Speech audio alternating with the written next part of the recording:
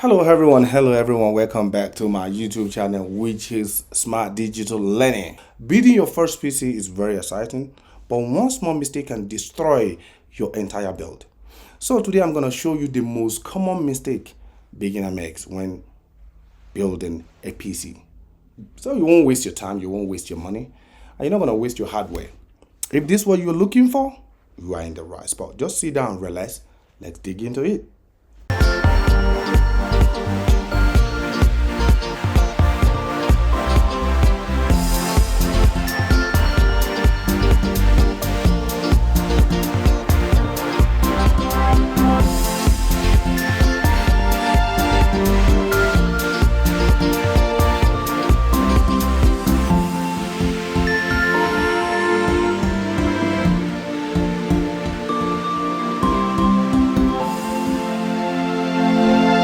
Our strategy focuses on AI, data, and cybersecurity. So the first one we're going to check today, which is check your power connection. Check your power, the cables, the wall socket, the on and switch at the back of your PC maybe is properly connected, or else your system won't switch on. Like the one you're seeing on your screen now, that is the 24 pin directly from the power pack to the motherboard. If you don't connect this properly, your system might not even switch on at all. By the time you press the power section from your casing, your system is not going to switch on because this is not properly connected. And when you can see, this clip must clip nicely before you have to apply a little bit of pressure. That is why I prefer it a little bit that you install this, you connect this before you put your motherboard inside the casing, because of the space, depending on how your hand is big. Some people, their hand is big, some of us, our hand is small. So but my proper advice is for you to connect it properly and the flat surface, because you need to apply a little bit of pressure and make sure you press that clip back, and when it connects, release it. The clip must actually connect nicely before you can get enough power to your motherboard. So and when you look at the back of the power pack, this at times people get it confused. By the time you couple everything and you're sure about what you've done, but your mistake now, you don't switch on the power button at the back of the power pack. If this thing have already happened to you and you think that you've destroyed your system, kindly comment below, because this is one of the most, I remember those days when I'm still fixing computer up and down. You can see a client that doesn't switch on the wall socket. At the end of the day, what happened? They call you as a technician, my system is not functioning, it's not even switching on. Trust me, that's what happened. And I want to introduce to you the 8 pin. This pin power your CPU. So if it's not connected, there is a disadvantage for that. If it's not enough power, maybe you connect 4 instead of 8, it's not going to function properly. So let me show you what is the disadvantage, the pros and cons of when you don't connect this properly. Number one, if you don't connect it at all, if you don't connect it to your CPU at all, your system won't boot. If you don't connect it at all to your motherboard, because it's the one powering the CPU, your system won't boot. If you connect only 4, limited, or your system will be restarting because it's not having enough power. If you connect the full 8, congratulations, you're on the raw spot, and your system will be functioning properly. That is why it's mandatory for you to connect everything. And the second one in line today is check your front panel for proper connection. Though I did told you in my previous video that this will not mess up your system, a problem that when you encounter is going to damage your motherboard. You can play around it, but it can also have impact on your production, because at the end of the day, you've already connected everything, your power is properly connected, your hard drive is connected, but you're switching on the power switch and your system is not responding. Remember, these come from the casing.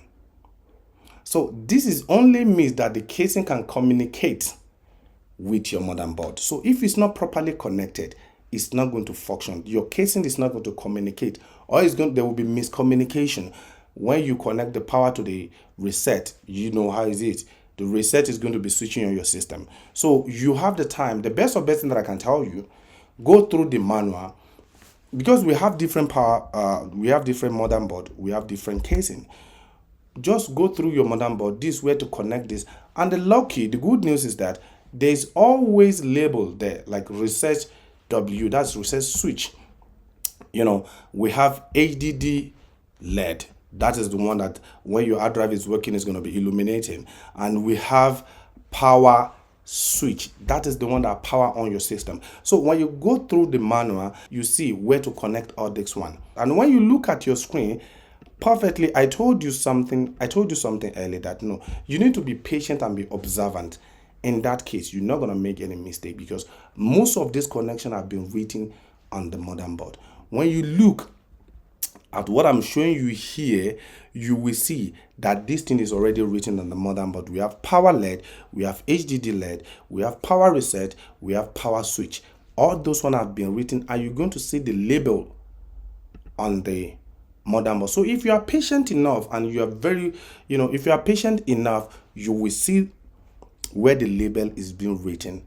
So all in all, you need to go through the manual before, if you don't want to stress yourself about cracking your brain. The manual written everything. You see where there's empty space, there won't be pin there. So type of mistake, your casing won't communicate with your motherboard and until you fix it properly. All right. And the next here we are having is check your RAM properly, because if your RAM is not communicating with your motherboard, maybe the slot is not slotting properly, it got its own disadvantage also, because at the end of the day, you don't want to build your system and your system is restarting or is not even coming out at all. Like I told you, RAM is very important when it comes to system, because it's read access memory is the one that power on the system, though it's not the power, but the one that make the system switch on. Okay, this is what happens when your RAM is not set properly. PC won't boot at all. When your system doesn't switch on, what you're going to see in the morning was there will be no display. So if RAM is not there, you just be hearing some beeping. That's the function of that speaker that I told you. It's just going to be beeping error indicating the memory error, and when it indicates that, you know that your RAM is not sitting at all, or it's not connecting at all. So before you connect it, make sure you press the switch back and make sure this cut is aligned. There you can firmly press it nice. You can press it nicely. Then the RAM is going to sit down properly. You see, you need to make sure that this clip to your RAM, this is on the motherboard, and you must make sure that it clip to your RAM. When you see this, congratulations, you just install your RAM correctly. All right. Another one we're going to talk about today, which is make sure you apply your thermal paste properly. In terms of building system, thermal paste is very important. In terms of applying it, you have to be, the accuracy should be there, because too much of it can damage your system. Not enough of it can also damage your system. So you need to know how to apply it. In fact, this is one of the things that I'm going to tell you when it comes to this.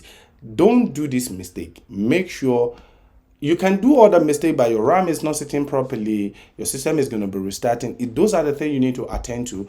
Your power connector is not connecting properly. Your system might decide not to switch on. Your front panel is not connecting properly. Your system will malfunction. I try to avoid this mistake, because the problem that is in the mistake is going to spoil your motherboard if care is not taken. If it's too much, there's a problem. If it's not enough, there's a problem. So you need to be extra caution when dealing with this section. Now, the first thing is, if it's too little, if your thermal compound is too little, the air gap remains between the CPU and sinks. Heat doesn't transfer efficiencies because of the air gap there. And this is what is going to happen to your system if it's not properly, applied. If it's too little, higher CPU temperature, fan running loudly and consistently because it's hot. Thermal compound trolling CPU slow itself down because it doesn't want to overspeed, because there's nothing that is cooling it down. So running too fast is dangerous. Random shutdown or crashes under load. When your system is carrying a lot of load, maybe from some people that normally play games, and processor need to generate a lot of heat, but also need heat sink to cool it down. If the heat sink is not working properly, your system shut down or get crashed. Reduce CPU lifespan After some time, if you've been driving your car without putting the water, at the end of the day, your gasket is going to burn. It's the same thing. If your processor is running too much and the heat sink is not cooling it down, reduce CPU lifespan over time, because at the end of the day, when your CPU is not balanced, what happens? It's going to crash. It's the matter of time. It's going to crash down. Random shutdown or crash under load. Worst case, CPU overheat and shut down to protect itself. No matter what you're doing, when the heat is too much, the CPU shut down and cool down, then restart. It doesn't matter if my shut down, then restart. But the fact at that moment, the heat producing is too much and the heat sink is not produce enough, cooling system to the processor. So that's why your CPU will shut down. Your computer will shut down automatically. Now, when it's too much, is another thing. It's dangerous also. Because if it's little, it's dangerous. When it's too much, it's dangerous. So let's look at what happened when it's too much. Number one, paste spill over the sides of the CPU. It's not going to be neat because it's too much. You can be putting thermal compound like you are cementing the house. It doesn't work like that. You need to be mature when you are putting it. It must not be too much and it must not be too little. You just have to be, to be normal, regular. Excess paste acts as an insulator instead of conductor. Supposed to be conducting, absorbing the heat from the processor, but in this case it's too much, so it become an insulator. The third one can interfere with the proper AC contact because it's thick and there's no stability. It's just all over the place. The heat sink is not going to sit properly on top of the processor. The processor is not absorbing a lot of cooling from the heat sink, and not as bad as when it's not there anyway, when it's little, but at the same time it's still not proper. There are some thermal compound that is mental based, like when you split it, when it breach together, it can cause short circuit, and what happens, it can actually damage your motherboard. That's why you need to apply it properly. Must not be too much, must not be too little, just to be in an appropriate way. Avoid bending the pen. It's either the pin from the processor or the pin on the motherboard. There are some motherboard products that have the pin on their motherboard, so automatically the processor is going to be female. You have to put it. So if you bend any part of it, might cause your motherboard not to function at all, and it might cause a lot of damage to your motherboard, except if you have experience in terms of fixing it, which might not work properly. And that is if it bend, and if you bend it too much, you might actually break it. And when you break it, trust me, the functionality of it, I'm not guaranteed. It doesn't guarantee anymore. That means just waste your hardware. You need to go and buy another motherboard. So you need to be careful in terms of handling the motherboard pins, or socket and processor. That is just it. Number 6, blue screen of death. It's a critical error causing an unexpected restart. It might be when you are working on Microsoft or when you are working on anything, but there are some particular hardware that can cause it, and at the same time the software can cause it. There might be software conflicts. Let me give you an example. If you are transferring you have a new PC, but it's not the same as the one you just assembled now, right? If you transfer the hard drive from that PC to this one, and the software is not compatible, maybe the hardware is not compatible, so the software conflicts will be like, no, I don't have this driver, you'll find this type of error. When you see your system doing this, then it's a little bit of a problem. It can cause by the RAM if it's incompatible, or a new hardware. You just need to install a new hardware in your system. I prefer you having a new fresh installation on a new PC rather than transferring it. But if the hardware is compatible, everything is fine, you should be fine. And the next one we have in line is check the compatibility. This is very compulsory and this is very necessary, because this one will make you not to waste your money, and at the same time it's going to make you know exactly what you are dealing with from start. Actually, if I need to arrange this, I need to start from checking the compatibility first before any other thing. You check the compatibility. In that case, you don't waste your money on hardware that is not going to be compatible together or that's not going to communicate properly. You check your RAM, you check your hard drive, you check how many megahertz is the processor speeding, you check which cooling fan can actually handling the cooling system of this motherboard. You check is the power supply compatible with this type of motherboard. Remember, there are some motherboard that do support. There's some motherboard that do support 8 pin and extra 4 pin. So the problem that is there now, if you install the 8, if you connect the 8 pin, it's not that your system won't switch on, but it might not be fully functional. So that is where the problem is. It might not be fully functional. Then you think there's something wrong. It's because the power pack you supply is not compatible, or it can't supply enough power to your motherboard. So you need to check the compatibility, and it's going to give you result. I'm going to put the website, like 2 websites that I normally use frequently, down, so you can check your compatibility before you start buying your components.